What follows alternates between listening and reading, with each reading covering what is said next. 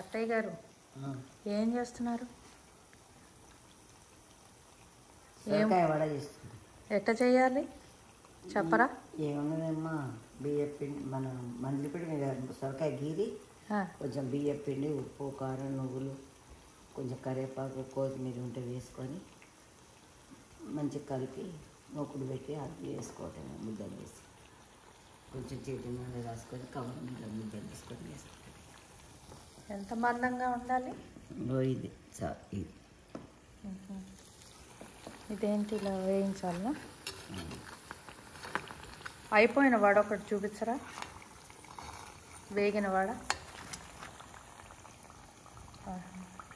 దీనేంటి మనం టీలో చేసుకుంటే బాగుంటుందా? టీలో ముంచుకుని తినాలా?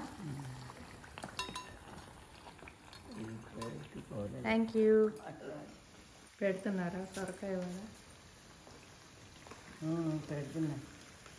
చాలా బాగుంది సొరకాయ వడ విత్ టీ.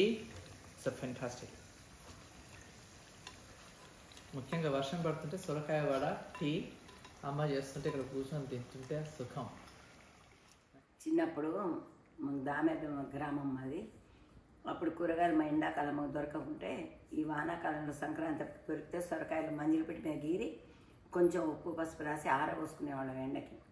అది మంచిగా ఎండి వరువులాగా అయిపోతే కొబ్బరి కూరలాగా ఉండేది. పోపున వేసుకొని మేము కొబ్బరి పొడి వేసి కొంచెం శనగపప్పు పోపు వేసి కూర వండుకుంటే పప్పు జల్లి చాలా బాగుండేది. ఎండాకాలం పచ్చిపులుసు చేసుకొని మేము ఉల్లాకుది తరిగి వేసుకొని సొరకాయది గీరింది ఎండబెట్టింది వరుగు వేసుకొని పోపున వేసుకునేవాళ్ళం. చాలా టేస్ట్ ఉండేది. అది చాలా బాగుంటుంది.